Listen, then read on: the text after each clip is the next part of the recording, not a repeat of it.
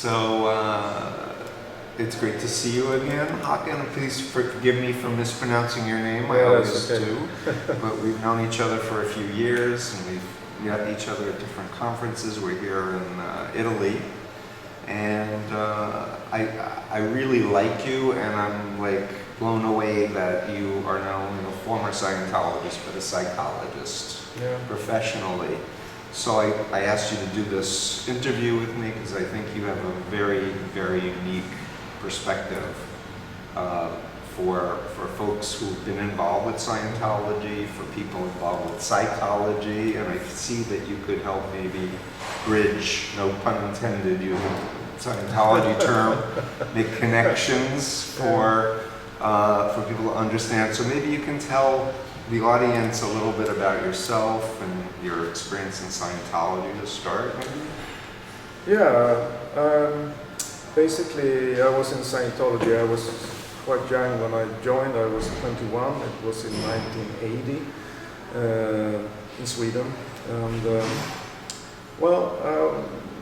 I got quickly involved with the group, but I was a believer in Scientology for 14 years, I would say. Mm-hmm. I was active 9-10 years and slowly left the group because my former wife got expelled. And that's one of the reasons that I finally got out. And the distance from the group made me think, and I met a lot of other persons who have been involved with the group, and I finally realized that the Scientology is a big con. But you're being modest. You were in the Guardian's office, which is a very elite branch of intelligence. It was, now it's OSA, Office of Special Affairs. Yeah, basically I've done everything you can do in Scientology. I was part of the intelligence branch, as you say, and I was trained the spy, basically. And I've done a lot of the OT levels. I'm a trained auditor. I've been to St. Hill, I've been to Clearwater, I've been to Los Angeles. I've seen most of the sites. I've been in the Scientology slave labor camp called RPF. Rehabilitation Project Force, which you correctly the other day mentioned that sociologist Steve wrote a great article called Brainwashing in the RPF on Steve Kenn's site. Yeah. And I can say about that, it's basically, I think Hubbard must have read about the Lifton book about brainwashing, because it's very much like that. It's a model, it has all the signs and all the criteria to call it brainwashing, because you get deprivation of sleep, deprivation of food, you get punished a lot, you get, confessions all the time, written confessions, and you work all the time. Basically it's just a process of breaking your will and to make you succumb to the teachings, really. And now you not only left, but you were describing at breakfast this morning, you kind of had a moment of insight into the whole phenomenon that made everything make sense again for you. Where you realized Hubbard was a con. I was basically I was one of the first persons who was on the internet. Basically in '93, I started go out on the internet, and I found this group, the Usenet group at that time, Alt Religion Scientology, where a lot of things were happening outside Scientology, and I get to know a lot of people. In the beginning, I was very suspicious about the things they said about Hubbard, about the organization and everything, but suddenly, finally, I couldn't, keep things away from me. It dawned on me that everything made sense that they said. I couldn't keep up the pretense or illusion anymore. Well, you had the experience, so when they were making claims of what the techniques were, you had experienced it firsthand. So it wasn't hypothetical. No. It wasn't an issue of faith. It was more, from my point of view, like just breaking down the indoctrination and the phobias that bad things would happen to you if you just accepted what is real. But what's fascinating to me is you went on to become a psychologist and really study the mind in a more scientific way. Yeah, and as I learned from you, Steve, I thought maybe more would do that, but you said, tell me I'm a unique person because I've been studying psychology afterwards. But I mean, it makes sense because there's a lot of, I mean, psychiatry and psychologists are the worst enemies of Scientology, really. Because Hubbard said so. Yeah, so... Because he was threatened that he didn't want people to get help. They wanted to make people dependent on going to the tech, right? He wanted to... It was the competition, really. Mm-hmm. He wanted to be the ultimate source of mental health. I mean, that's the purpose. And it's stated really that the purpose of Scientology is to take over the practice of mental health healing in the world. That's stated in the policy really.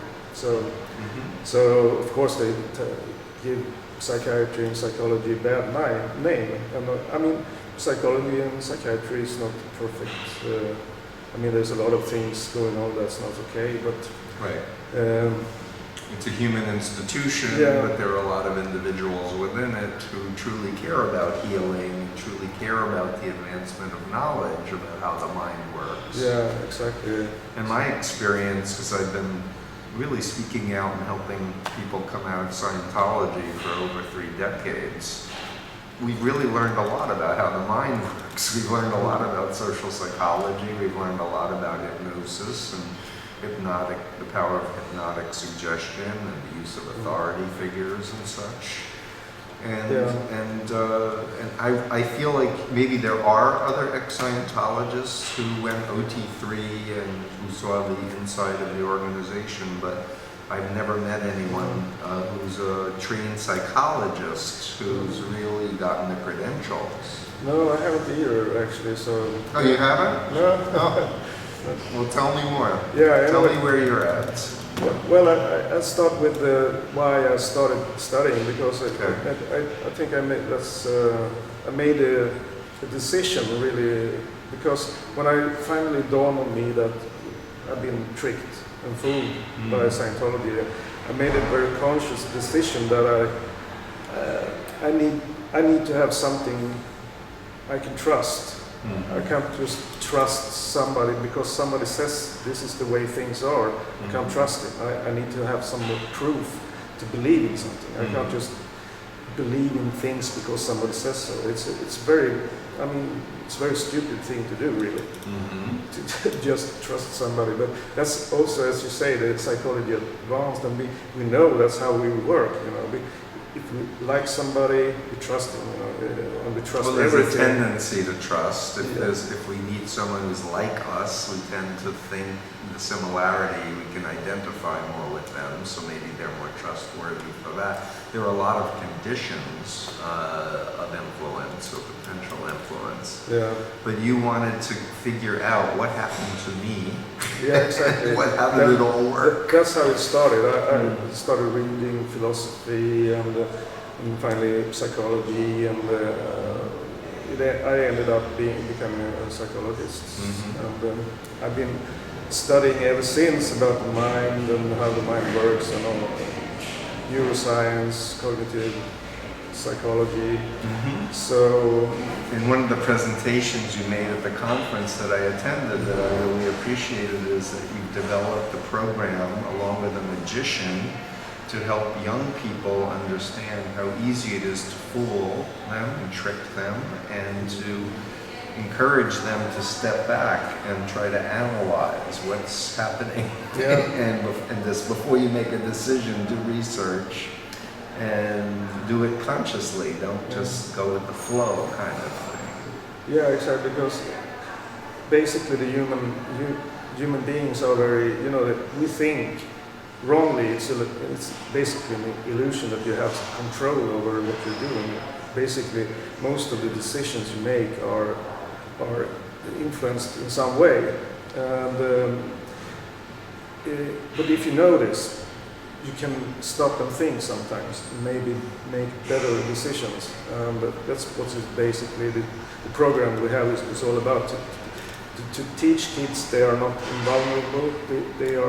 You can easily manipulate them, and experiencing being manipulated opens up for giving them some kind of technology or some kind of weapon to counter undue influence. So that's one thing I really liked in your presentation is you have a slide of a lion, a male lion, proud, and you said this is how we want to think of ourselves, exactly. And then you had pictures of schools of fish and anthills, and say no, actually more social beings, and that we are different than what we want to think about ourselves. I really, it was very powerful, and you did a few tricks of guessing things, and I don't want to give away the program in case you ever see his presentation. But I want, because this is just a short interview, and maybe we'll do a longer one in the future, I want to kind of push you as someone who was, on the inside for so long and so high up, and someone who's studied psychology, and now it's 2013. What do you think about people who are leaving the organized Church of Scientology, but continuing to free zone or do splinter groups? Yeah, exactly. That's one of the traps with it. I think that it's so seductive, the teachings of Hubbard. I mean, people tend to stay on believing even after they left the organization, because the organization is really dysfunctional. I mean, it's hard to stay on being a member in the group, because it's also abusive, really. But people tend to stay on believing the things and thinking the tech works. Yeah, they think the tech works, so they start their own groups and do their own thing. And it's basically a trap to keep on doing it, because and Steven here gave me an idea maybe to dissect and show take the teachings and compare it to what we know about psychology and neuroscience today, and really give some kind of new explanation for all the things that. Well, a lot of the tech works, but it works for different reasons than what Hubbard says it works. Yeah, I mean, it goes for a lot of the alternative methods. It's very powerful just having a person listening to you. Makes up a lot for the feelings you have about, wow, this works, and I'm feeling happy. You will get that from anybody listening to you and really paying attention and being interested. And in some cases in Scientology, at least some of the people I've met, talked about divulging for the first time some early childhood trauma or something in an auditing session. And that was, when I asked them, well, what was the best things for you? They talk about the very beginning, sharing and feeling like they're part of a community, in a sense that there is a greater purpose. And that's very powerful. It was what we need. It was the first time somebody was, somebody saw me for the first time. I actually got that feeling, because people were so friendly. And I mean, there's nothing wrong really with people in the group. People want to do good, and that's why you're in this kind of group. You want to do good. But this is very dysfunctional. It's very dysfunctional technology. I mean, it's a trap, and it gets you. It fucks up your mind, really. So one concept I want to share is the notion of the brain like a battery, that was kind of what Hubbard was promoting in the 50s, and there was a theory of scream therapy, anger therapy, that if you screamed and if you yelled, primal scream therapy, it would discharge all of the anger and then you could go on with your life. But there's research after research that says you actually are amplifying the anger, it's not draining it. And in terms of the so-called therapy of reliving an experience over and over and over till there's no charge left is really re-traumatizing people over and over if they were raped, over and over till they get numb. Yeah. And that's different than what we've learned now with positive psychology and healing strategies of saying, look, you're in the here and now, you're in your body, it was the younger you that had been raped so many years ago. And stop identifying and being in the picture, if you will, of the experience, associated in the experience. See that as the younger you and know that you're safe and you have tools that you have now that you didn't have then. Yeah. And so people can feel more trust in themselves. And that's one major change in the whole field of positive psychology, is the idea of teaching tools and skills so that people can be, the locus of control can be inside of you, to understand how the mind works, to know about all the different facets of your identity, and to help all of you be healthy and whole, but not dependent and obedient and submissive to some authoritarian person or regime. Yeah. There's also one other aspect which is very destructive in Scientology. It's this constant confessing about your sins. You know, whenever you do something bad happens to you. The theory is you've done something bad, you know, and that's a very destructive thought because it traps you into being, you know, constantly introverting, constantly looking for what have I done wrong. And it's basically a control mechanism. And Scientology is very much about controlling the members. You know, all the training routines are all about control. Really, it doesn't help you communicate better. They are designed to make you obedient. And I would say that the training routines, especially in the communications course, which most people say that was one of their favorite courses, to me, the first time I had former members demonstrate it for me, and I remember Stacy Young and Jesse Prince demonstrating actually the communications course as if it was in an actual session. And then I demonstrated that to top experts in the world on hypnosis. When I demonstrated, they're like, "That's hypnosis," and I say, "No. They're told they're being dehypnotized and that they're learning to be present." And they just smiled and said, "No, they're teaching people how to go into trance states." Yeah, it starts with the TR0. That's really, I mean, it's the same when inducing hypnosis, yeah. And then you go on to controlling, you know, you have to walk 8C, wall back and forth to the wall 10 hours, you know.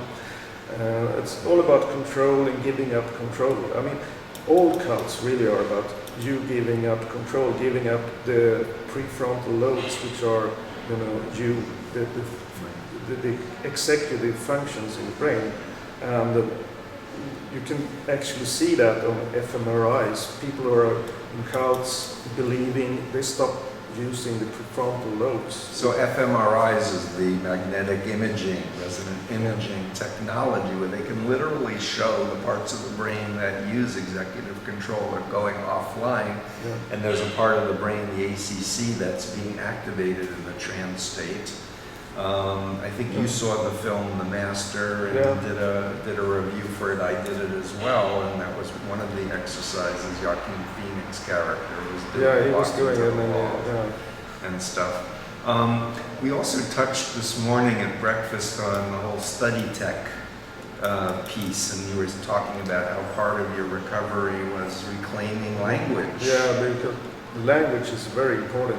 I mean, and the thing is that when you have a word, it has connotations, and the connotations is, you know, it's like the teaching is tied into the wording, and if you keep on using the language, you will keep on thinking like a Scientologist. So if you want to take this out of your mind, you have to find other words for phenomena.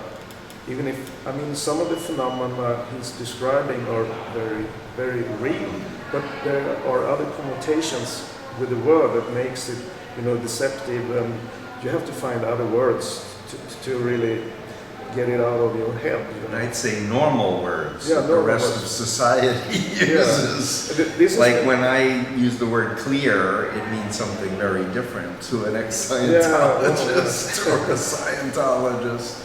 And then there are also very deceptive words.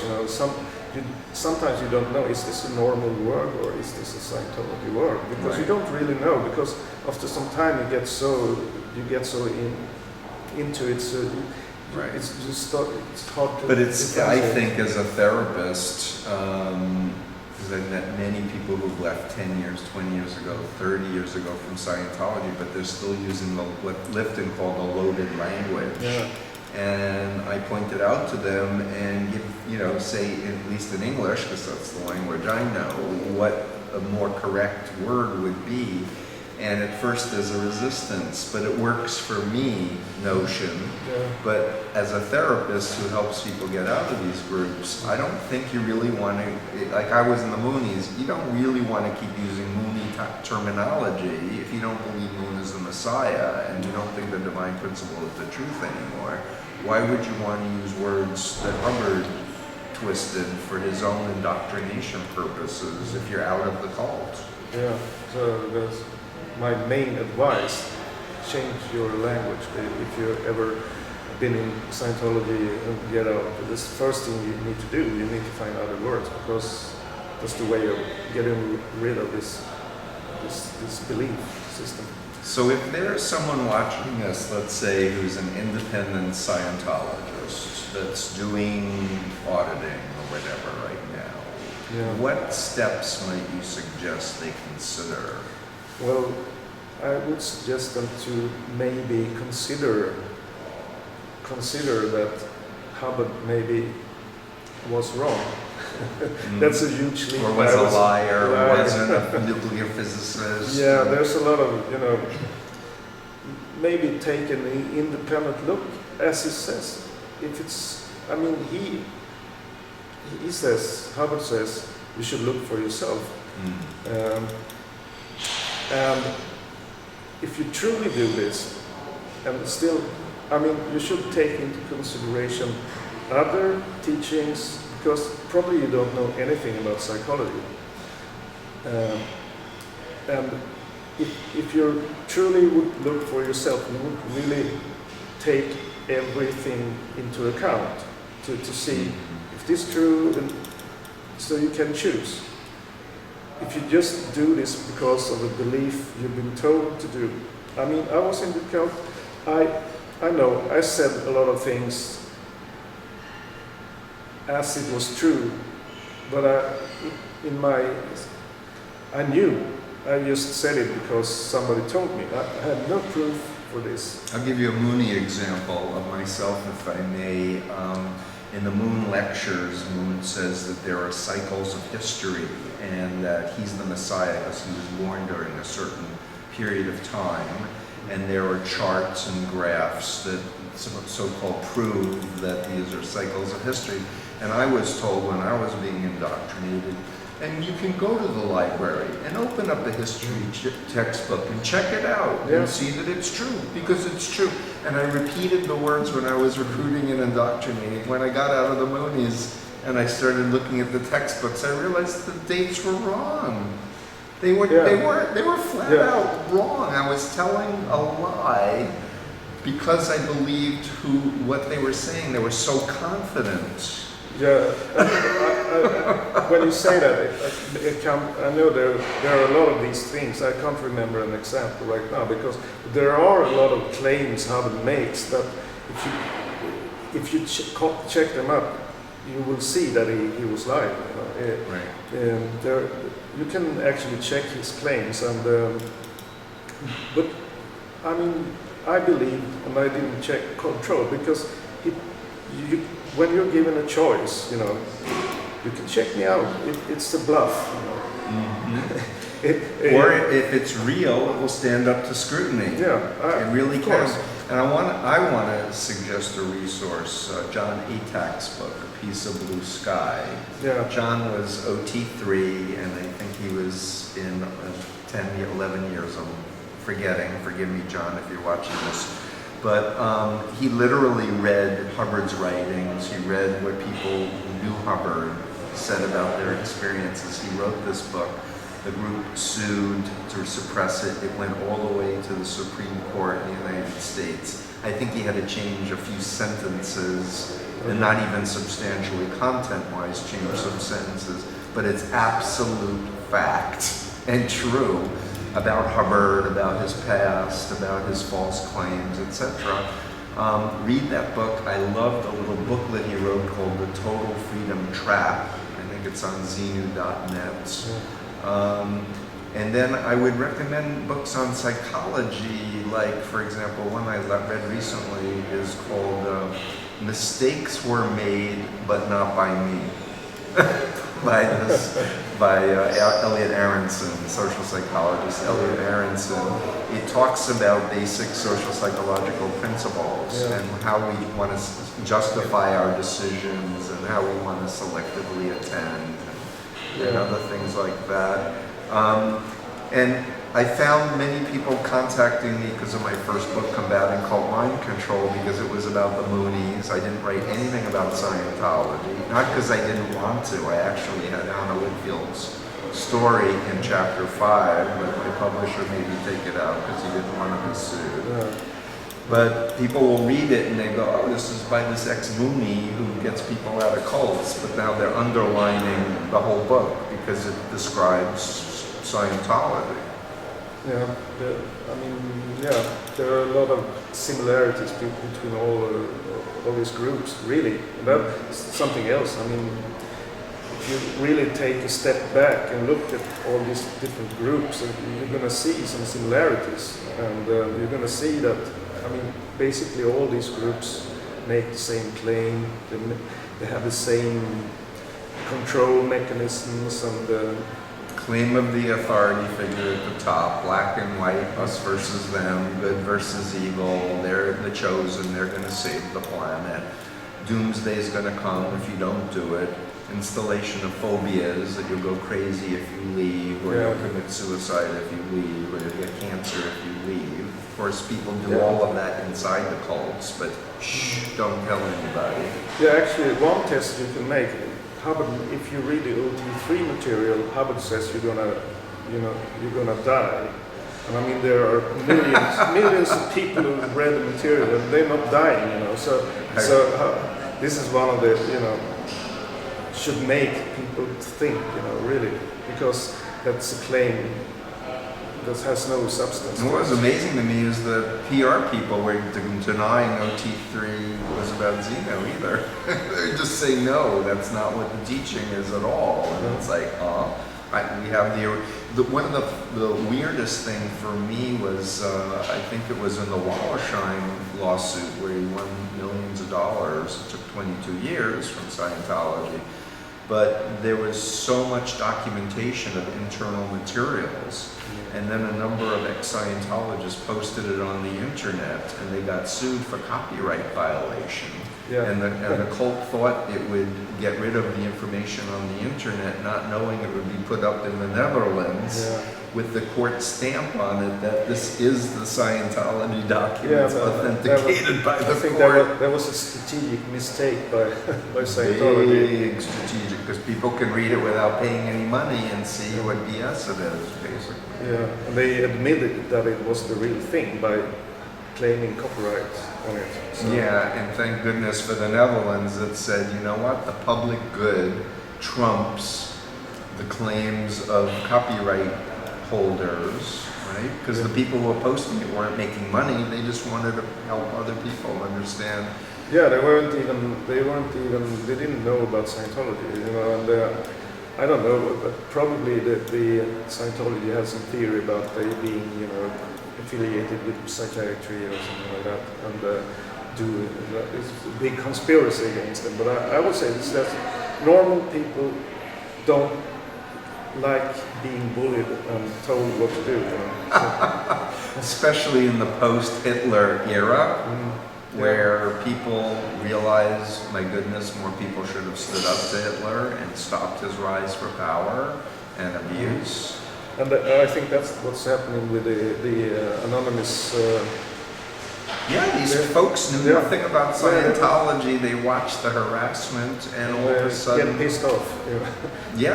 And in the early days of the internet, it was the same. There were people who were just computer geeks watching all of this unethical behavior being done, saying, no, we're not going to just stand idly by and watch this abuse.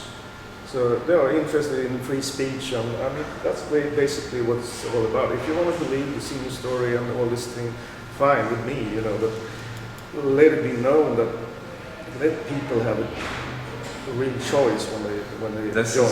This is the heart of the free speech debate for me, is that there needs to be informed consent before you get exposed to these groups, these beliefs. You should know what they believe, what's going to cost, what's going to happen to them, and are they free to leave? If they don't like it anymore, are they going to be harassed and bullied? Or all the secrets they share in their confessionals, is it going to be used to harass them if they decide they don't want to leave? Or are they going to be slapped with freeloader debts if they are trying to leave? And so they have to live their life paying off loans. Yeah, actually, there's a funny story to this. When I did this rehabilitation, actually it's a slave labor brainwashing program.